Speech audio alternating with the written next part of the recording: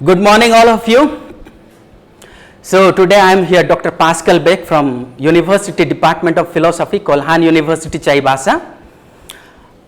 और आज मेरा ये जो विषय है वेस्टर्न मेटाफिजिक्स,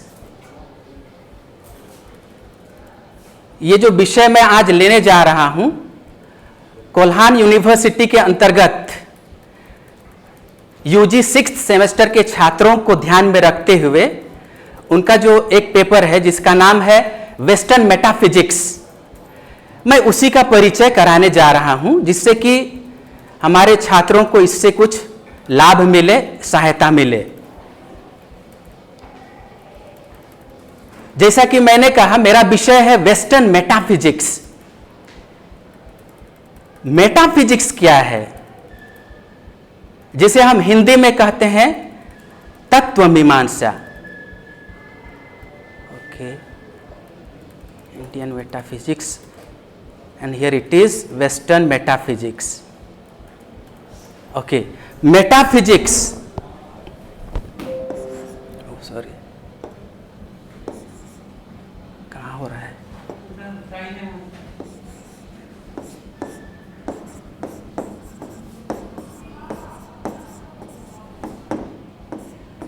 मेटाफिजिक्स, यहां पर दो शब्द है मेटाफिजिक्स, जिसे हम हिंदी में तत्व मीमांसा भी कहते हैं।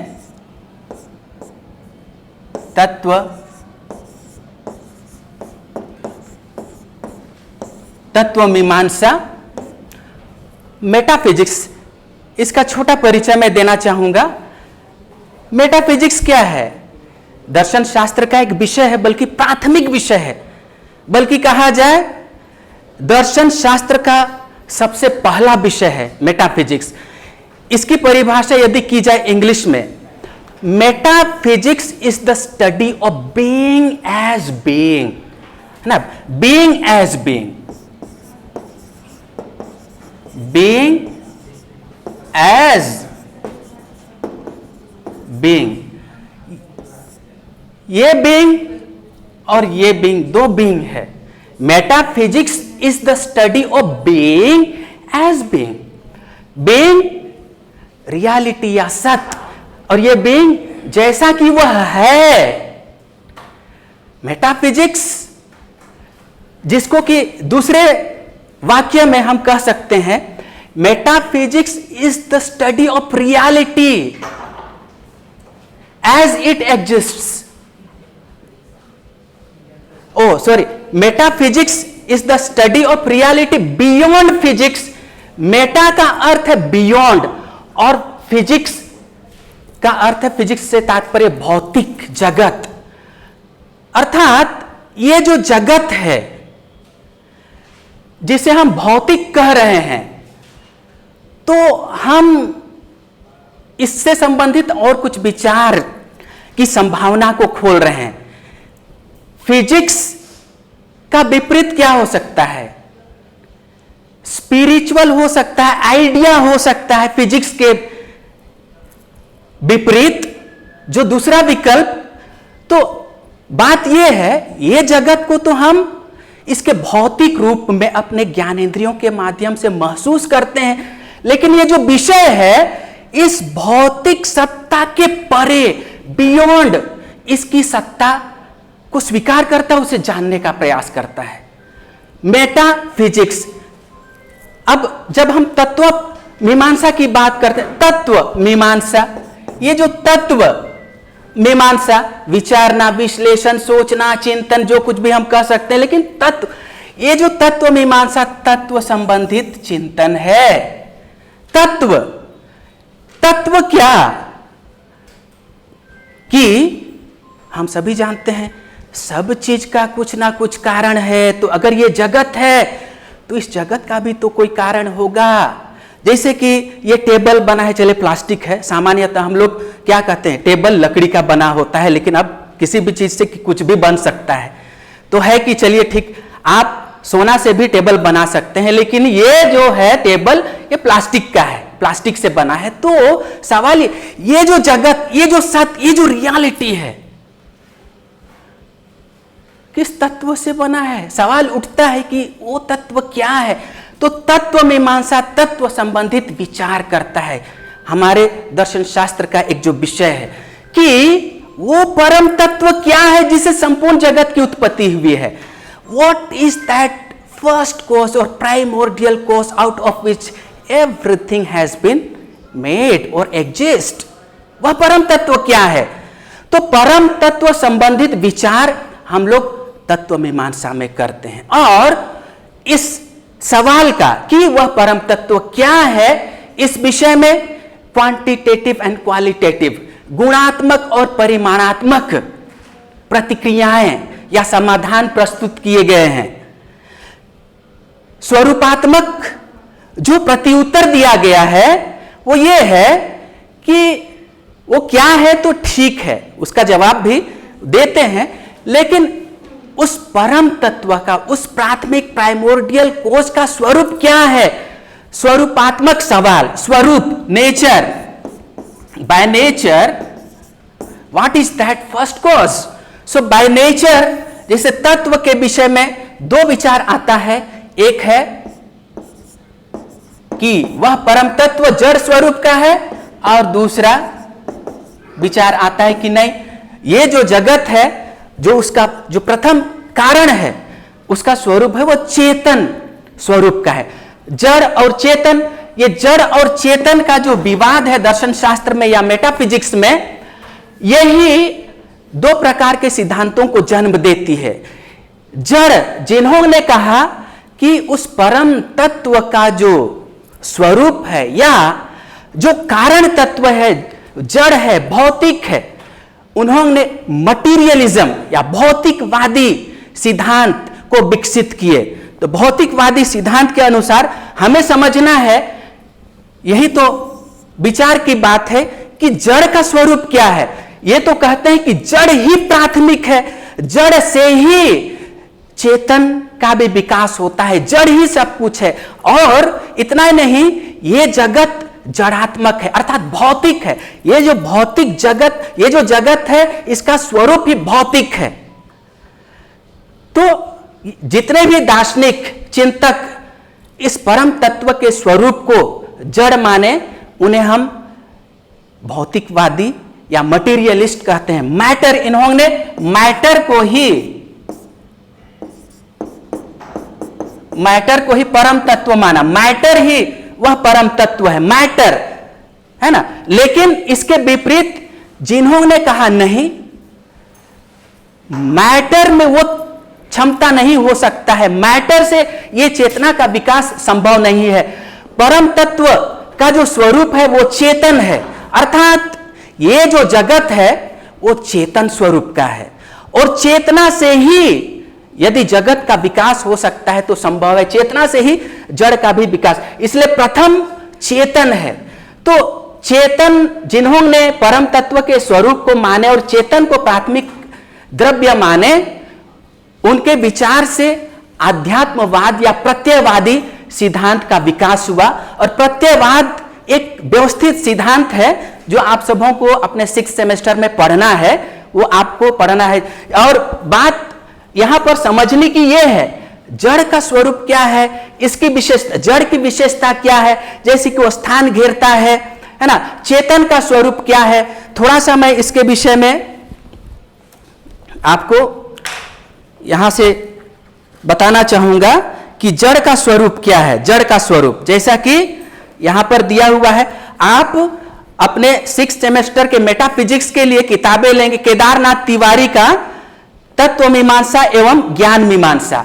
दूसरा, हृदय नारायण मिश्र की भी किताब अगर आपको मिल जाए बहुत अच्छी बात है। फिर पाश्चात्य दर्शन, बीएन सिंह की किताब भी काफी अच्छी है यूजी के लिए, आप इसकी सहायता ले सकते हैं। और यहां पर जैसे कि जड़ की विशेषता क्या है, जड़ के विषय में कहा गया है कि भौतिकवादियों के अनुसार जड़ द्रव्य मूल तत्व है। जड़ द्रव्य क्या है, उसका स्वरूप क्या है। सबसे पहली बात यह है कि जड़ द्रव्य के स्वरूप के संबंध में सामने यह बात आती है, जैसे कि मेज, कुर्सी, दीवार जैसी भौतिक वस्तुएं है ना, जड़ द्रव्य नहीं है। इसका अर्थ है कि जड़ द्रव्य अपने मौलिक स्वरूप में आधारभूत तत्व है जो इन सबों में विद्यमान है। भौतिक द्रव्य के संबंध में दूसरी बात है कि सर्वसम्मत रूप से सभी भौतिकवादी मानते हैं कि यह है कि उसमें फैलाव है, एक्सटेंशन है, यानी वह स्थान छीनता है, स्पेस लेता है। तीसरी बात है कि जड़ द्रव्य अपने आप में नित्य और तथा चिरंतन है। इसके रूप अनेकों हो सकते हैं, अर्थात यह तरह तरह के रूपों में परिवर्तित हो सकता है, परंतु अपने मूल रूप में नित्य है। इससे निर्मित भौतिक पदार्थ नष्ट हो जाते हैं, परंतु उन भौतिक पदार्थों के मूल निर्माणक तत्व किसी न किसी रूप में बने रहते हैं। भौतिक पदार्थों का निर्माण होता है और वे नष्ट भी होते हैं, तथा उनके निर्माण का अर्थ है ना, बिखर जाना। तो इस तरह से आपको इस किताब में जड़ की विशेषता के विषय में दी गई है। अब चेतन के विषय में भी यह कहा गया, चेतन का स्वरूप क्या है। चेतन के स्वरूप में कहा गया है कि मूल सत्ता के स्वरूप के संबंध में अध्यात्मवादी चेतन को ही मानते हैं, और कि चेतन सूक्ष्म है, चेतन तत्व सूक्ष्म है, इसका कोई आकार रंग रूप नहीं होता है, इसमें फैलाव नहीं होता है, जो दिक् काल में बंधा हुआ नहीं है, जिसका स्वरूप केवल ज्ञान का स्वरूप है ना। इस तरह से इसमें एक्सटेंशन नहीं है, चेतना कॉन्शियसनेस कहलाता है, या कोई अनुभूति कहता है, कोई मन कहता है, या आत्मा कहता है, आदि आदि। तो इसके स्वरूप के विषय में मैं इतना ही कुछ कह सकता हूं। तो अब बात यह आती है कि दो प्रकार के विचार आपको आपके मेटाफिजिक्स में दो सिद्धांत जो पढ़ना है वो भौतिकवाद और आध्यात्मवाद, मटीरियलिज्म एंड आइडियलिज्म और स्पिरिचुअलिज्म। अब इसके बाद जो आपको पढ़ना है ये तो हो गया क्वालिटेटिव थियरी, मतलब गुणात्मक सिद्धांत, स्वरूपात्मक सिद्धांत कह सकते हैं। परम तत्व के संबंध में परिमाणात्मक अर्थात संख्यात्मक सिद्धांत, परिमाणात्मक सिद्धांत जो है कि परम तत्व की संख्या कितनी है, परम तत्व की संख्या कितनी है, यह महत्वपूर्ण सवाल है, इसको पकड़ के आपको चलना है। तो इस सवाल के प्रति उत्तर में बहुत सारे दार्शनिकों ने अपना समाधान देते हुए कहा कि परम तत्व एकमात्र है, केवल एक परम तत्व हो सकता है। दूसरा सिद्धांत यह है कि परम तत्व दो है। तीसरा है कि परम तत्व अनेक है। चौथा है कि न्यूट्रलिज्म, तटस्थ है, परम तत्व तटस्थ है। इस तरह से परिमाणात्मक सिद्धांत के आधार पर 3-4 प्रकार के सिद्धांत जो आपके सिलेबस में है आपको पढ़ना है। मोनिज्म पढ़ना है, हाँ, एक तत्ववाद। दूसरा पढ़ना डुअलिज्म पढ़ना है, द्वैतवाद। तीसरा पढ़ना है अनेक तत्ववाद, प्लूरलिज्म पढ़ना है। चौथा आपको पढ़ना है न्यूट्रलिज्म, तटस्थवाद। अब समझिए, एक तत्ववाद शब्द से ही पता चलता है कि एक तत्ववाद क्या है। प्रश्न क्या है, कितना तत्व है, कितने, मतलब परम तत्व की संख्या कितनी है। तो एक मोनिज्म, केवल एक। जिन दार्शनिकों ने इस सवाल का जवाब यह कहकर दिया कि परम तत्व एक है। आप लोगों को यदि पता हो शंकराचार्य ने क्या कहा, स्पिनोजा ने क्या कहा, हाँ, स्पिनोजा, सब्सटेंस कितना हो सकता है स्पिनोजा के अनुसार, केवल एक। हाँ, उसके आधार पे उन्होंने क्या कहा, सर्वेश्वरवादिया क्या है, कोई जवाब देगा इंग्लिश में? पैंथेइज्म। और अद्वैतवाद शंकराचार्य के अनुसार अद्वैत, दो नहीं, केवल एक, नॉन डुअलिज्म। तो ऐसे बहुत से सिद्धांत हैं जो एक तत्ववादी हैं, और एक तत्ववाद से संबंधित आप आने वाले समय में बहुत कुछ पढ़ेंगे। लेकिन चूंकि बात अभी 6th सेमेस्टर का है, तो परिचय आपके लिए पर्याप्त हो जाना चाहिए। आप थोड़ा सा पढ़िए, आपके परीक्षा को ध्यान में रखते हुए। द्वैतवाद, देकार्त के विषय आपने जाने होंगे, और ये स्वाभाविक सा सवाल है कि एक ही शरीर में दो तरह के तत्व, जड़ भी है और चेतन भी। ये जो भौतिक शरीर है अपना स्थान घेरा हुआ है, शरीर को तो में तो चेतन भी है, चेतन जो मन में है। अब चेतन या आध्यात्मिक जब हम कहते हैं तो चेतन से तात्पर्य कॉन्शियसनेस भी है, लेकिन चेतन से तात्पर्य वो आध्यात्मिक सत्य जो कि इंद्रियों का विषय नहीं है। इंद्रियों का विषय तो ये हवा भी नहीं है, इसको महसूस कर रहा हूं, मैं सांस ले रहा हूं, लेकिन जिन तत्वों भूतों की बात करते हो हमारे इंद्रियों के विषय नहीं, अणु इंद्रियों के विषय नहीं है, आत्मा हमारे इंद्रियों, मन हमारे इंद्रियों के विषय नहीं। तो जगत में ऐसे सत्ता हैं, ऐसी चीजें हैं, ऐसी यथार्थ सत्ताएं हैं जो कि इंद्रियों के विषय में नहीं। और उदाहरण स्वरूप जिसे हम मन कहते हैं, मन है इसलिए आप समझ रहे हैं, जो मैं आपको संप्रेषित करना चाह रहा हूं आप उसे समझ रहे हैं, मन है। और मन के स्वरूप के ऐसे जगत में बहुत कुछ ऐसे तत्व होंगे, चीजें होंगे जिनकी सत्ता है। तो इसी शरीर का उदाहरण लीजिए, इस शरीर में जड़ भी है और चेतन भी है। तो देकार्त जैसे दार्शनिक कहते हैं कि इस जगत में द्वैत है, और परम तत्व के विषय में जहां तक सवाल है, परम तत्व में भी द्वैत है। तो इस विचार को हम डुअलिज्म कहते हैं, इसको द्वैतवाद कहते हैं। अब है कि अनेक तत्ववाद। तो देखिए, एक तत्ववाद या द्वैतवाद में जगत की व्याख्या में कठिनाई हो रही है, तो स्वाभाविक है तीसरा विकल्प आएगा, और तीसरा अनेक तत्ववाद। अनेक तत्ववाद की तत्व अनेक हैं। अब तत्व अनेक कह दिए तो सांख्य की बात कीजिए, कितने तत्व हैं? 5 तत्व। भारतीय परंपरा के अनुसार 5 भूत महातत्व की बात हम लोग करते हैं। तो ऐसे भी दार्शनिक सिद्धांत है, मान्यताएं हैं कि परम तत्व की संख्या अनेक हैं। अब है कि तटस्थ।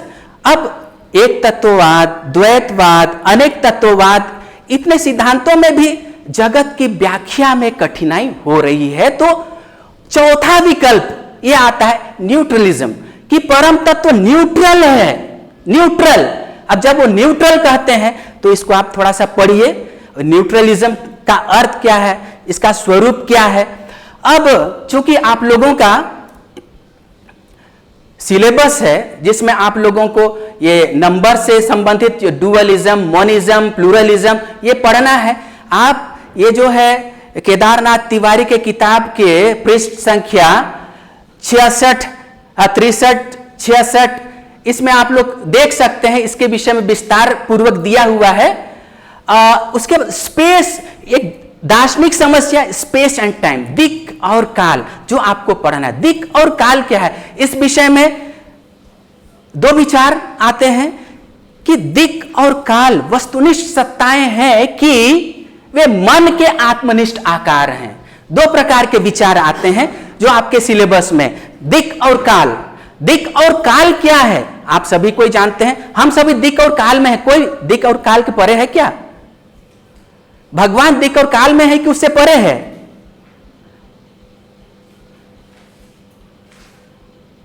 सवाल है, आप विचार कीजिएगा। दिक् और काल में ही जगत है या जगत का ही हिस्सा है दिक् और काल?